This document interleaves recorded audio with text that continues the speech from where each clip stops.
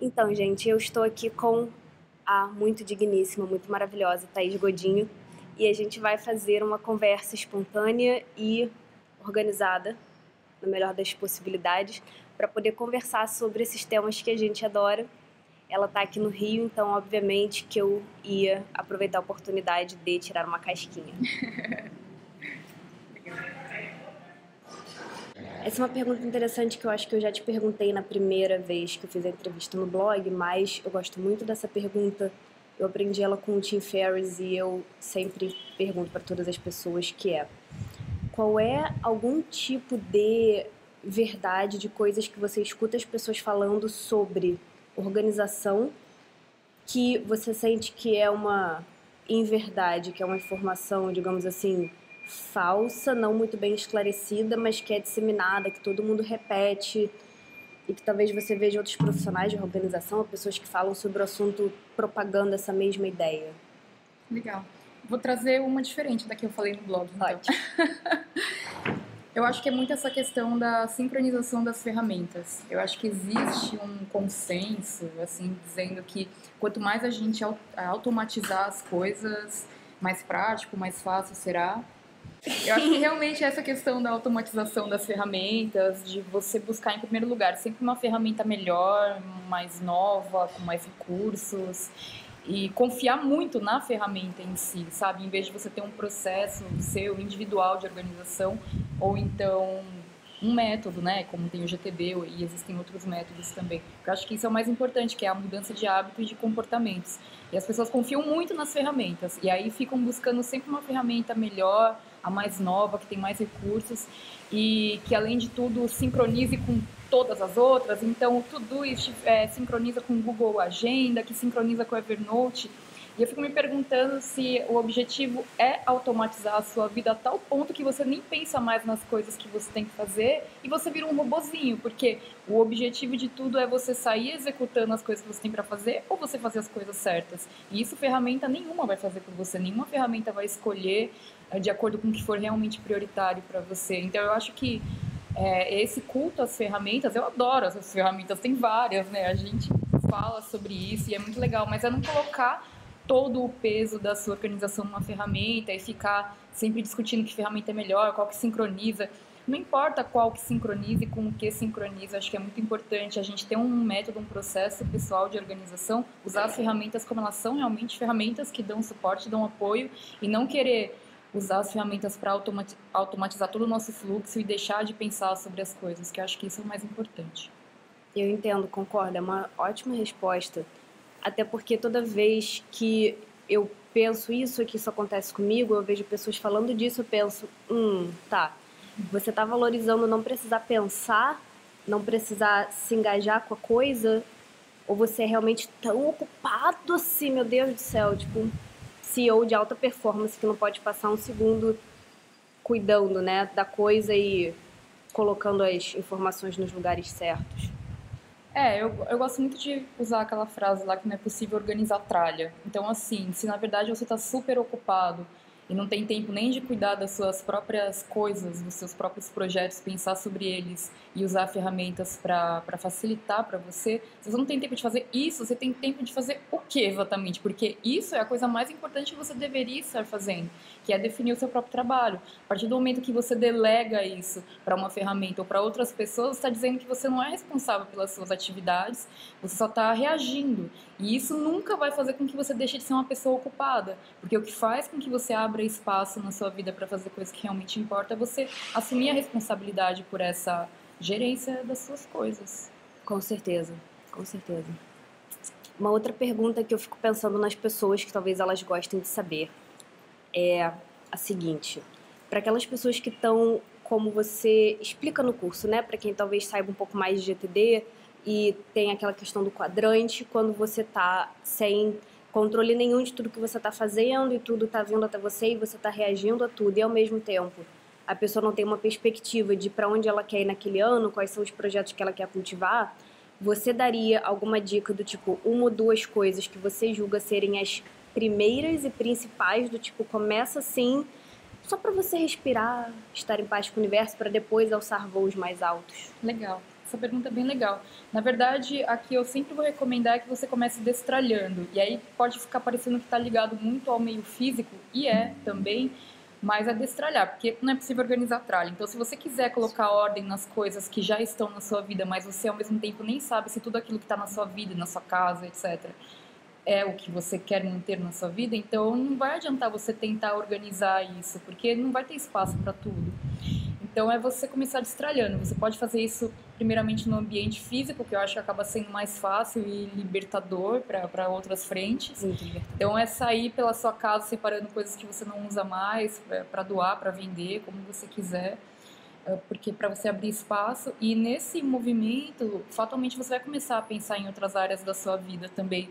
Você fala, poxa, de repente não é o melhor momento para eu fazer esse curso agora. Eu acho que, ok, eu gostaria de fazer, mas não é o momento, porque eu tenho que focar nesse outro aqui que eu tenho que terminar, que aí vai ser mais importante, vai ter mais impacto na minha carreira ou na minha vida pessoal nesse momento, de acordo com seus objetivos, né? Então é realmente você tirar aquilo que não é estritamente essencial no momento, para você ficar com o mínimo necessário. Não estou dizendo que a vida é feita só do mínimo necessário, mas só para você colocar ordem nas coisas, sabe? Depois que você colocar ordem nas coisas, você começa a trazer de novo, se for o caso. Acho que essa seria a primeira coisa, assim, e a mais impactante e que leva tempo, Ana, porque não é uma coisa que você faz no final de semana. Na casa pode até ser, se você fizer um mutirão e tal, mas com a vida não é, porque demanda reflexão. Como você pega e fala assim, desses 12 projetos no trabalho que estão em andamento, quais que eu realmente preciso manter agora, quais que podem ficar em stand-by um pouquinho, para eu conseguir focar nisso aqui. As atividades, os compromissos que você tem. Eu fico cansada de ver, assim, sabe, as pessoas querendo se organizar, reclamando que tem uma vida super ocupada, um monte de afazeres, mas também colocam tanta coisa na agenda que, gente, a vida da pessoa é uma maluquice, assim, no mau sentido, sabe? No sentido de que é tanta coisa que a pessoa não tá conseguindo nem ter tempo de dormir direito, mas ela quer ir correr todo dia às 5 horas da manhã, o que eu acho maravilhoso. Se isso couber na sua vida, às vezes a pessoa tá ficando doente porque ela não consegue dormir e ela tá abrindo mão de um tempo ali de sono, talvez, que ia deixá-la bem, para fazer uma outra atividade. Então, é questão de identificar o que é essencial no momento, para depois você ir colocando de volta aos poucos aquilo que é importante, mas talvez não seja tão essencial agora. Acho que essa seria a primeira coisa. Agora, a segunda coisa é buscar entender que ferramenta nenhuma vai fazer milagre, que a gente vai ter que, sim, demandar um esforcinho no dia a dia, assim como, sei lá, se alguém virasse para mim e falasse, olha, daqui até o final da sua vida, todos os dias você vai ter que gastar pelo menos uns 5 minutos, umas 5 vezes por dia escovando os dentes, tá? Isso dá meia hora por dia. Você tem meia hora por dia, todos os dias pro resto da sua vida para fazer isso? Eu ia falar assim, credo, eu não tenho mais meia hora para fazer isso, tá? E é uma coisa tão do dia a dia, é tão comum que a gente já acostumou a fazer desde criança. Então, assim, da mesma maneira, a organização tem que fazer parte do nosso dia a dia, assim como escovar os dentes, tomar banho e fazer essas coisas. É tornar um hábito, realmente. Então, é saber que é tornar um hábito e não que a organização está associada a uma ferramenta específica, a alguma coisa que você faz hoje, depois não faz mais. Não, é um hábito e diariamente você vai alimentando isso. Então, eu acho que seria essa consciência do que é a organização. É isso. São ótimas respostas também. E eu você? acho... O que você diria para eles? O que eu diria? Vamos pensar.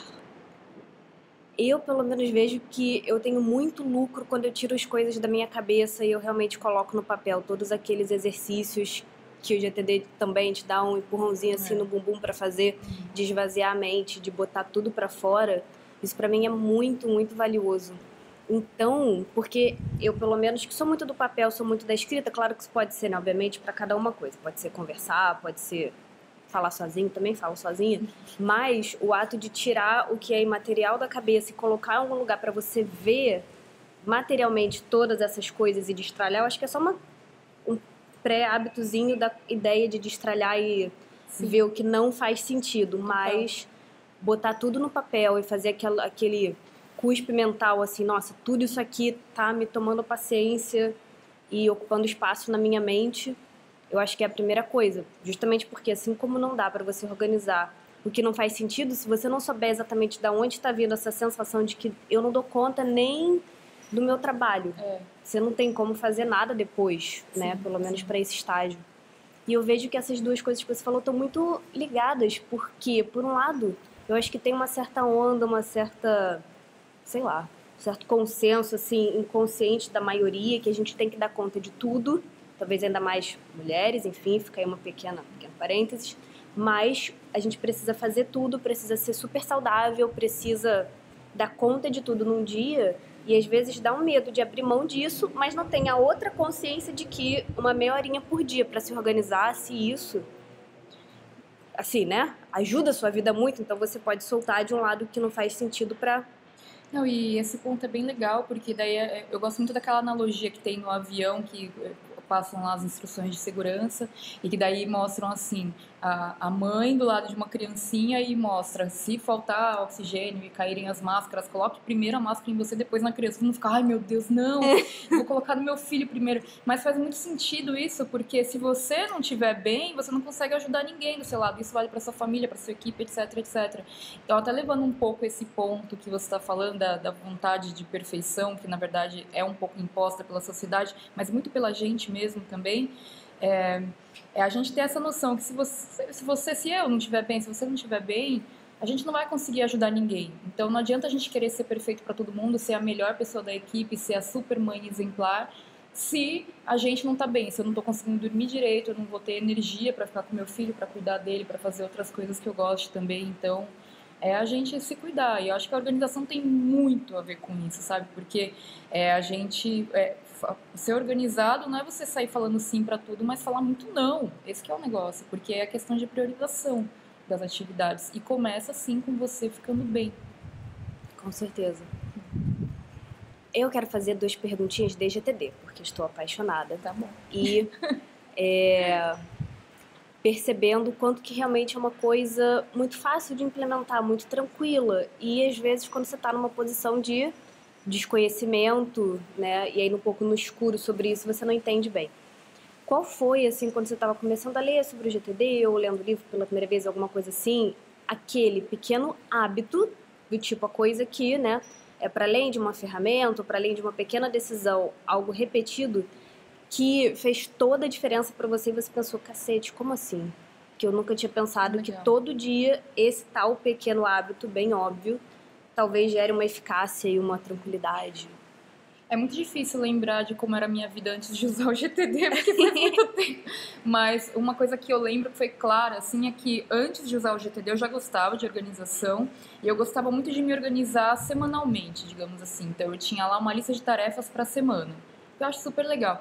Mas o que eu aprendi com o GTD foi que em vez de organizar uma lista de tarefas para a semana, ou uma lista de tarefas master, assim, para tudo, era eu dividir essas listas pelos contextos que eu tinha que estar para executar. Então, assim, coisas que eu só posso fazer quando estiver em casa, coisas que só posso fazer quando eu estiver com o computador em mãos, coisas que só posso fazer se eu estiver me deslocando por aí. Isso para mim foi uma mudança de paradigma terrível, porque eu falei, poxa, eu tinha ali a lista de coisas para fazer e às vezes podia até ter ela separada por temas, tipo casa, trabalho, faculdade, etc. E lá dentro de casa eu tinha coisas tipo comprar pilha pro controle remoto da TV. Só que não adiantava nada eu ter aquilo ali listado, porque eu sei que era para minha casa, só que eu não ia fazer aquilo quando eu estivesse em casa.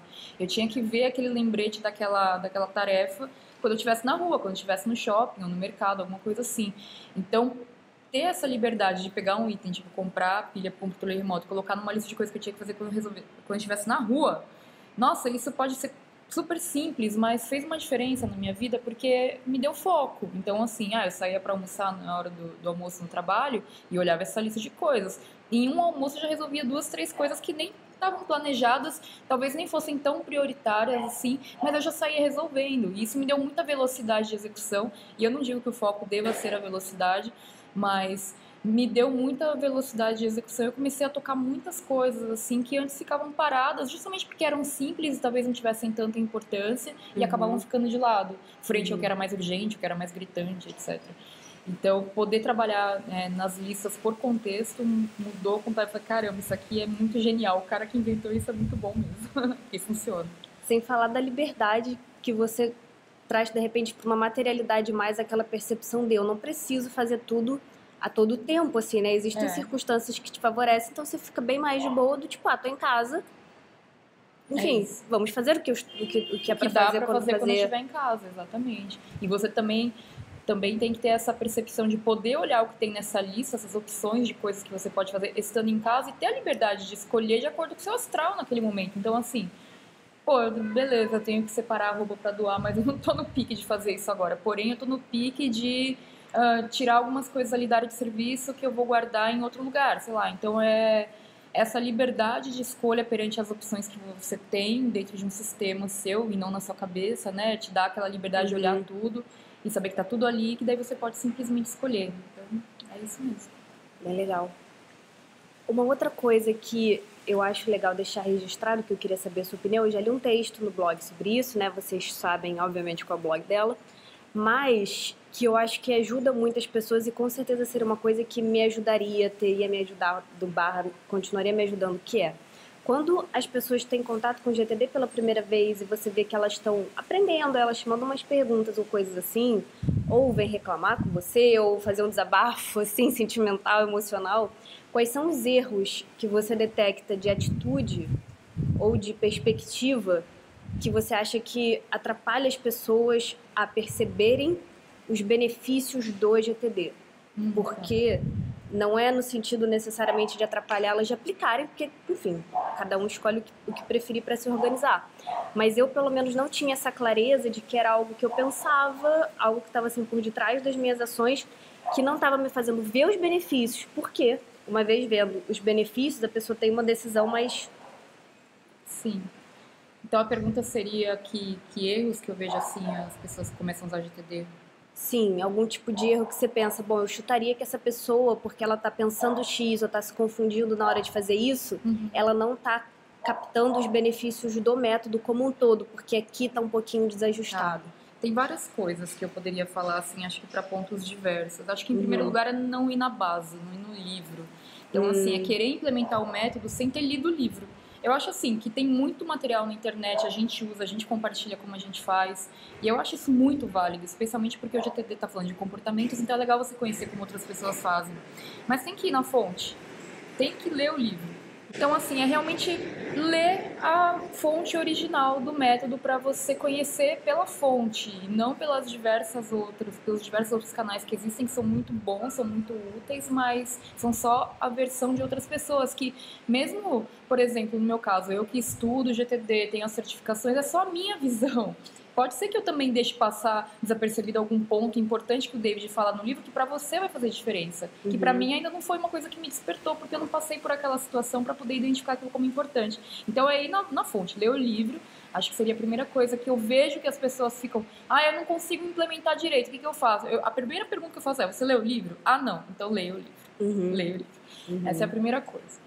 A segunda coisa que eu vejo é a pessoa querer focar demais em encontrar a ferramenta perfeita, e não é que isso seja errado, mas o que acontece é que muitas pessoas ficam tão preocupadas em procurar a ferramenta perfeita que elas testam uma semana no Todoist, não gostei. Aí ela vai pro Wunderlist, também, não gostei. Daí vai pro Evernote, vai pro Notion, né, a gente tem os preferidos, vai pro Trello, e fica trocando toda hora de ferramenta e nem se dá a oportunidade de testar durante um tempo, não pela ferramenta em si, para se acostumar com a ferramenta, mas para se acostumar com o GTD.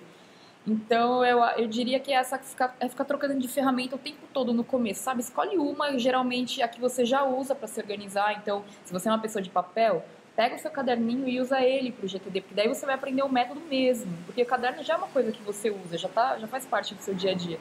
Ou então, eu já costumo usar o Todoist. Então, vai no Todoist, monta a configuração do GTD no Todoist, antes de ficar mudando de ferramenta. Isso daqui é um tempo, eu diria meses. Você sentir que aquela ferramenta não te atende, você quer mudar, tudo bem, mas ficar toda hora trocando, isso é um erro muito comum e que atrapalha bastante, assim, a pessoa conseguir estabelecer o hábito de fazer algumas coisas do GTD. Aí a terceira coisa, vou monopolizar o vídeo com esse... Não tem problema, porque é uma coisa muito útil de se dizer. Tá bom. A terceira coisa seria não entender que o GTD é um conjunto de hábitos. Né? Então, assim, a gente vai ter vários hábitos. O hábito da captura, que é você tirar as coisas da sua cabeça sem passar para o papel, porque a sua cabeça não é o melhor lugar para você armazenar informações. Você esquece, te estressa desnecessariamente, enfim, vários benefícios aí de tirar as coisas da mente.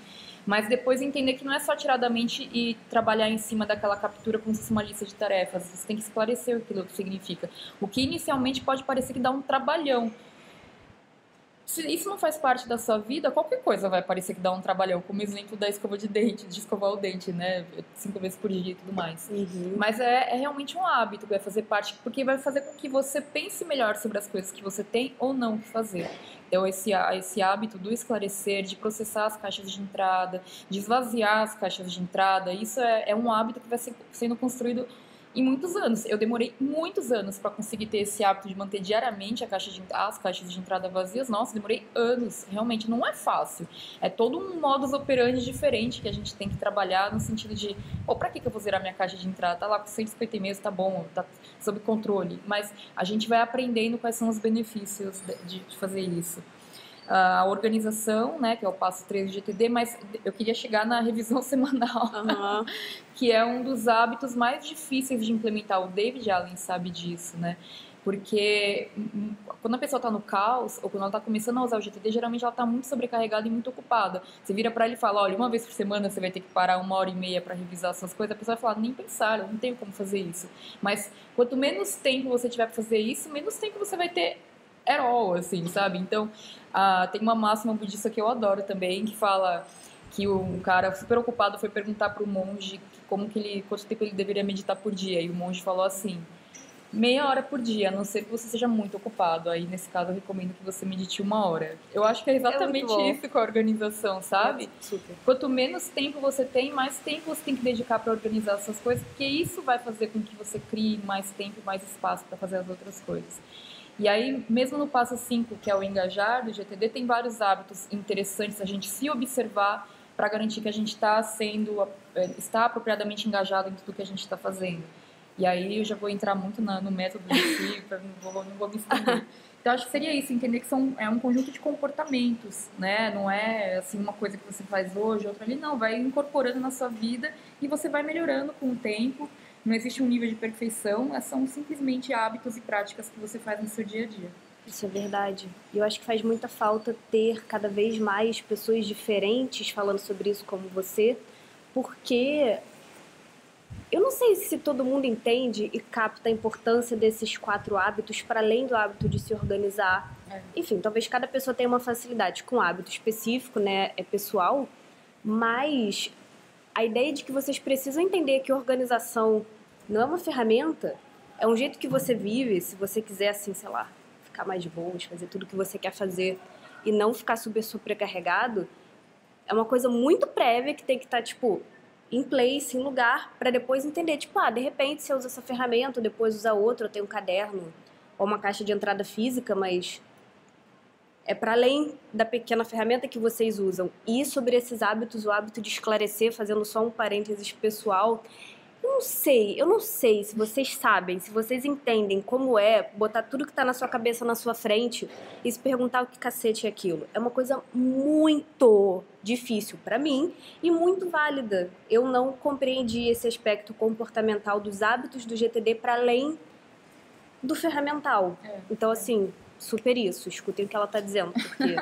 Não, isso é um negócio muito legal, porque, assim, é muito fácil também a gente lidar com coisas fáceis da vida. É muito fácil a gente lidar também com o urgente e com a sobrecarga, porque isso acaba servindo de escudo para muitas pessoas.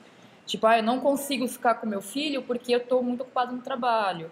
Eu não consigo estudar inglês porque, nossa, meu trabalho me suga. Então, assim, até quando a gente vai ficar usando esse tipo de escudo para entender quem a gente é? Não é dane-se os outros, não é para os outros, mas é para a gente entender o que é importante realmente para você e você colocar isso em prática na sua vida, porque é você virar e falar assim, cara, simplesmente não tô afim de estudar inglês no momento. Eu não tô afim. E, assim, assumir para o mundo, né? E não ficar usando, não, porque o meu trabalho não permite.